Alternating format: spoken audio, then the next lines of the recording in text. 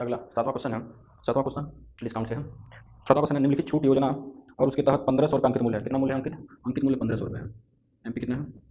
MP है 1500 रुपये। ठीक, 1500 रुपये है मूल्य है। एक पुस्तक का विक्रय मूल्य और दो, इस पर दो छूट दी जाती है। कितनी छूट? दो छूट दी जाती है, उसके बीच का अंतर पूछ रहा है। ठीक है, तो कह रहा है पहला छूट जो है, पहला जो छूट है, पहला छूट प्रत्येक 20% की क्रमिक छूट है। दो बार कितना छूट देता है? 20%, 20, 20 का क्रमिक छूट दे रहा है। तो जब भी इसका हो तो सक्सेसफुल लगा देते हैं। 20 प्लस 20 प्लस 20, 20 प्लस 20 माइनस 20 गुणे 20 बट्टा 100, हो जाएगा 40, यहाँ जाएगा 400 बट्टा 100, घटा देंगे तो आ जाएगा 36%। पहला कंडीशन है। दूसरा कह रहा है कि 30% और 10% का क्रमिक छूट है। दूसरा क्या है?